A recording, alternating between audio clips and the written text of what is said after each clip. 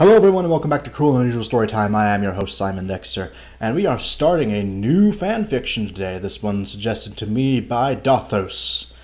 Same person who suggested In Unknown Clutches, so it should be good. Now, when I was younger, yeah, Danny Phantom was the shit, and Fairly OddParents was great until it became one of the crutches that Nickelodeon's limping to the barn with, but crossover never crossed my mind just because I thought the Jimmy Timmy Power Hour was fucking stupid. It was. No one can tell me otherwise. Frankly, I would have preferred much more a Danny Phantom and LT Grey crossover because that would have been much cooler.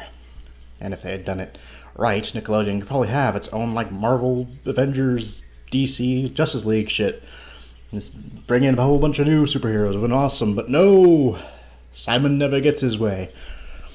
But yeah. Also, this story just so happens to be on Wattpad, which means Dothos hates me. Just kidding, thanks for the suggestion.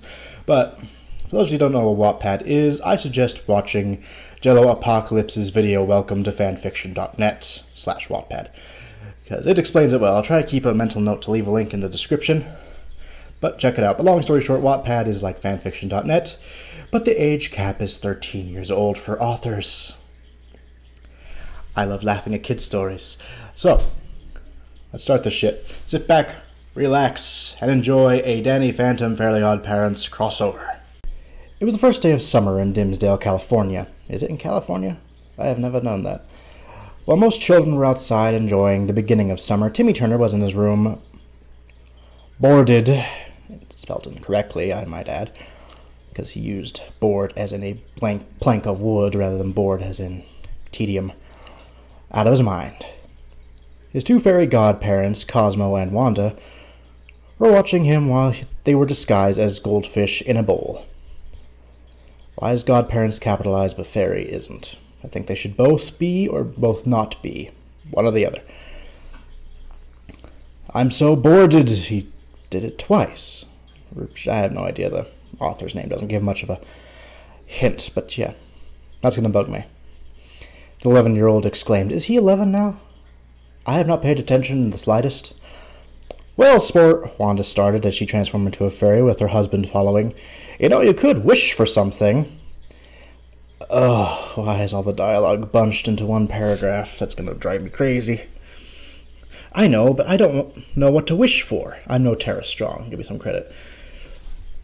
Timmy replied. He rolled onto his stomach while he was on his bed. "I wish I had someone to play with," he said out of the blue in a lonely tone. His mother, who had been walking by his slightly ajar room door, heard his wish. She felt sorry for her only son and quickly hurried downstairs. "I already made the wish. You don't really need to help." "Honey," she softly called out to her husband. "Yes," he replied while putting down his newspaper he had been reading. "I heard Timmy wish he had someone to play with, and I think we should find someone for him to spend time with him," said his wife, Barbara. "Does it ever say the name?" "I'm pretty sure the names are always just Mom and Dad." What the hell do you want? Get out of here. Sorry, cats. Anyway. Yeah, I didn't know that her name was... I don't think her name is Barbara. I'm not going to look it up, though, so who's to say? Her husband saw the concerned look on his wife's face and knew she was serious. "I know who to call," he said. Ghostbusters. That joke brought to you by the 80s. Or 90s, I don't know. Never really watched that, to be honest with you. "Who?" asked Barbara. "My brother who lives in Amity Park, Illinois." "Good. They're related for some reason." "He and his wife have 2 children, a 16-year-old daughter and a 14-year-old son, who would fit in perfectly with our 11-year-old son." Sorry. "We could have the son stay with Timmy for a couple of weeks," suggested Mr. Turner as he walked over to the phone on the wall in the kitchen at the bottom of the sea. "Why, that's a great idea," exclaimed his wife. Mr. Turner dialed a long-distance call and waited for his brother to answer. "Hey, Jack, it's Stan." No, exclaimed Mr. Turner once his brother answered the phone. You see, lately that son of mine's been really lonely lately," he said lately twice in the same sentence. "Good for you." "Oh, and you'll have red hair and know how to kick evil butt," Timmy excitedly exclaimed to his godparents as he described the perfect best friend he was currently wishing for. "Be careful now," Wanda warned with a hint of nervousness in her voice. However, Cosmo shoved her out of the way and encouraged Timmy to keep wishing dangerously. "Ooh, and do you want him to have lazier vision?" Goody. "And breathe out fire?" Cosmo excitedly asked while demonstrating suggested traits. "Sure," Timmy agreed, ignoring the disapproving Wanda. "This does run a bit like a fairly Odd Parents episode. There's just a bit of continuity errors that are going to bug me a bit." Ignoring this. "And his name shall be Timmy," exclaimed his dad, unintentionally cutting his son off. Cosmo and Wanda quickly disguised themselves as fish and hid in the bowl. The door burst open with his parents came in, sorry. "Yes," he answered, slightly irritated. Well, I overheard you talking to your goldfish about how you wanted a friend," his mom began. "You did?" Timmy nervously asked while glancing at his goldfish. "So we called up your Uncle Jack and Aunt Mattie, and they agreed to let your cousin Danny stay here for 3 whole weeks," explained his dad. "What?" Timmy yelled. "Now I know you're just dying to meet him. Meet him, Lordy Lou. So, stupid animals. So you arranged for him to come earlier.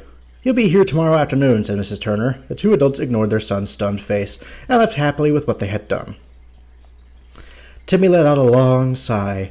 Cosmo and Wanda appeared next to his bed.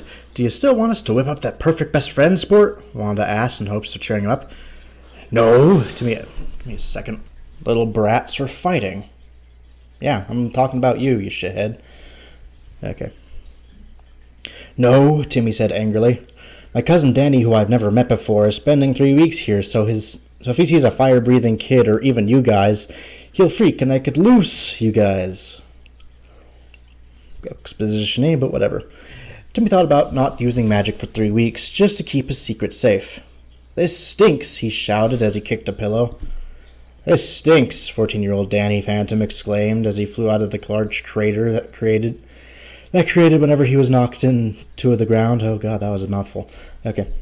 He saw his 2 best friends, Sam and Tucker, but he did not see Desiree, the ghost he was fighting. I like Desiree. So it was a good choice for everyone. "Sam, Tuck, where's Desiree?" he frantically asked while looking around. "Relax, we sucked her into the Fenton thermos while she was distracted," Tucker cruelly explained. "Really?" Danny asked, astonished, as he landed next to his 2 friends. "Yeah, I think we're getting better as ghost fighters," Sam excitedly exclaimed. Examining the Fenton thermos, sorry, that was me. Danny smiled at the sight of his friend's happiness while he changed into his human form. Danny Fenton. "Well, team, good work," he said heroically, as the trio headed to Fenton Works. "Okay, there you are, sweetie," said Danny's mom, as she saw her son and his friends walking through the door. "Hey, Mom," Danny replied as he and his friends made their way towards the basement to send Desiree back to the ghost zone. However, before they could make it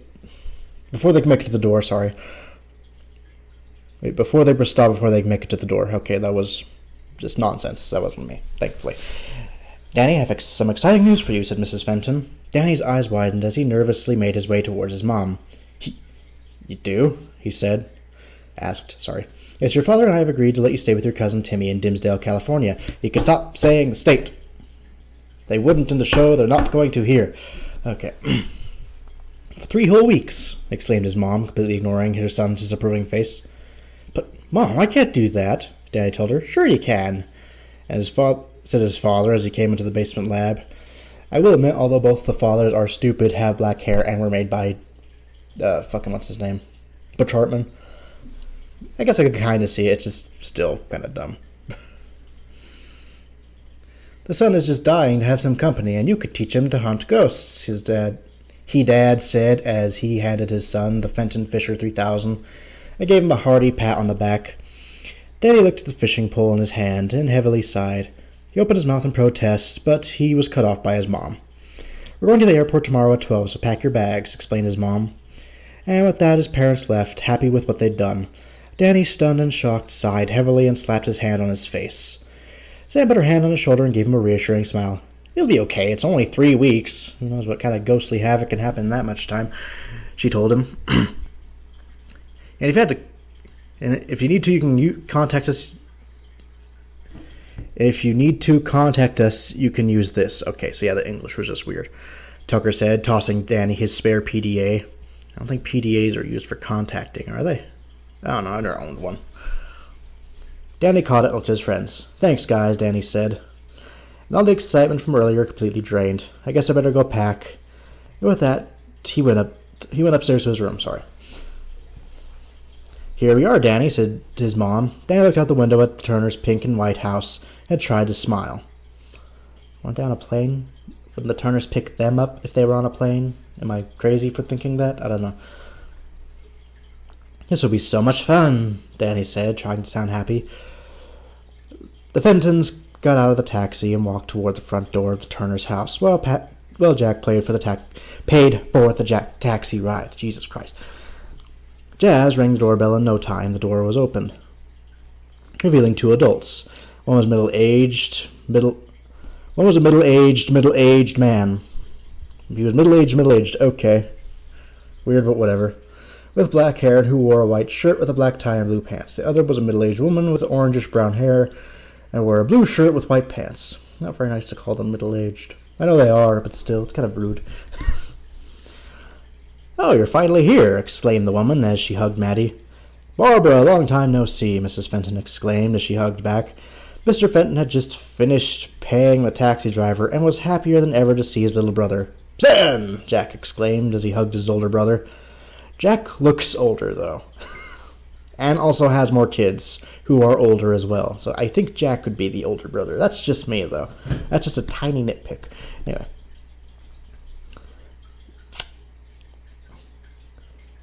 After the 2 finished hugging, everyone went inside and sat down. Timmy will be so glad to have Danny here, said Barbara. I don't like the names, because I don't think they're real. I don't know. Trying to start some small talk. Danny looked at his aunt and uncle and smiled nervously. Wait, where is Timmy anyways? Jazz asked, just looking around for her cousin. Oh my goodness, I almost forgot Timmy. Your Aunt Maddie and Uncle Jack are here, Mrs. Turner called out to her son. Okay, I'm assuming this is the next chapter. How long has this been running? Give me a second. Okay, we're barely scraping 12 minutes, and this next chapter is really short. Let's just read it. Okay, Timmy Turner meets Danny Phantom. Timmy, who was upstairs complaining to his godparents, heard his mom call his name. He sighed heavily as his fairies changed into goldfish and landed into the bowl. Well, time to meet my cousin Danny, Timmy said, dreadfully, as he grabbed his fishbowl and headed downstairs. When he came downstairs, he saw 4 new faces on the couch. 2 were adults, both wearing tight jumpsuits, and the other 2 were teens. One was 16. Sorry, I thought I saw someone moving outside. A 16-year-old girl with light blue eyes and orange hair. The other was a 14-year-old boy with black hair and sky blue eyes. This must be Danny, Timmy thought, as he set his fish on the coffee table and sat next to his parents. Timmy, this is your Aunt Maddie and Uncle Jack, his dad introduced while using his hand to point out the 2 adults. Hi, sweetie, he greeted his aunt while waving at her nephew. Hello, Timmy, his Uncle Jack exclaimed while picking up the Fenton tracker and giving it to the 11-year-old. I hear you'd like to hunt ghosts. Okay, I'll admit, that's a good Jack. That's a good Jack. I will give him that. Jazz slapped her face in embarrassment, while Danny looked around nervously. Go ahead, turn it on, encouraged Jack. Well, what is it? Asked Timmy, while he exclaimed the strange device. The Fenton Finder 3000. Lets you know when a ghost is near, explained Jack. Well, cool, Timmy exclaimed as he turned on the tracker. Ghost is near, said a female robotic voice that came from the tracker. That's actually like a joke from the show, so... Because it always does it because Danny's nearby. Then it started to beep slowly, just like a metal detector. Timmy was told how the tractor worked and walked around until the tracker went crazy. When he looked up, he saw no ghost, but he saw Danny. The teen smiled nervously and blushed. Please don't tell me it's going to go there. Oh, they're going to handle that. Everyone in the room looked up at him questioningly, which made him sweat out of nervousness. Timmy started, however, he was cut short by Jazz. We gotta go catch our flight. Nice to meet you. See you all later. Have fun, Danny. Bye, she said, very fast, while grabbing her parents by the hands and quickly leaving. Well, that wasn't suspicious at all. Timmy stared at the door in shock and confusion. Now Danny was alone with 3 people he'd never met before, and a bunch of ghost equipment his dad had left behind. Well, you kids have fun, Mrs. Turner said as she and her husband went upstairs to their room. Timmy and Danny stared at each other for a few awkward moments. Hi, I'm Danny Fenton. Found a loophole, finally. Because I was actually starting to feel bad for making fun of it because, like I said, Jack and Mr. Turner actually do look kind of similar. But they have different last names. If Jack and Mr. Turner are brothers, they'd have the same last name. I'm smarter than I let on. I'm lagging. God damn it. Oh well. Sorry about that, I guess. This chapter's almost over. Danny said to Timmy with an obviously fake smile. Timmy Turner, Timmy replied. I'll be right back, Danny said while grabbing a handful of ghost hunting equipment and heading outside. Me too, Timmy said while grabbing his fishbowl and hurrying to his room. Okay, I've only got a paragraph to read. I'm just going to finish. As soon as Timmy walked into his room and closed the door, Cosmo and Wanda appeared. Wheel, guys, this is probably the last time I'll speak to you since Danny's here. Random apostrophe. Timmy told his fairies sadly. Hold on a second, sport, Wanda said, stopping Timmy from leaving the room. Timmy came back to the fishbowl while his fairies transformed into their regular form. I don't feel comfortable leaving you alone with Danny. Something just doesn't seem right with him. That was just mean, she said, a hint of weariness in her voice. I think you mean wariness. Weariness means you're tired. So you mean you're going to stay with me? Timmy asked, pricking up a little. Yes, just to keep an eye on Danny, Wanda answered, with both joy at the fact she got to stay with Timmy and uneasiness about the fact they were taking a great risk. However, Cosmo and Timmy were too excited to notice. Yay! They both exclaimed. Wanda quickly shushed them. They immediately understood why and lowered their volume. Let's go downstairs. Danny's probably wondering where I am, Timmy said with dread. His two fairies discussed themselves. He meant disguise, but he wrote disgust. Fantastic. As buttons on Timmy's shirt, and the trio made their way to the living room. So I'm going to cut it there just for today. Mostly because I don't want it to run too long. I know it's not that long already, but yeah, I'm just going to cut it there for today. We'll continue this next week, and I think I should be able to finish it because it only looks like there's 2 chapters left, and they're about as long as the last couple, so it'll be fine. So I will see you then, but you'll probably be seeing another review from me this week before we get back to Creepypasta on Friday. So, till then, have a good one, folks.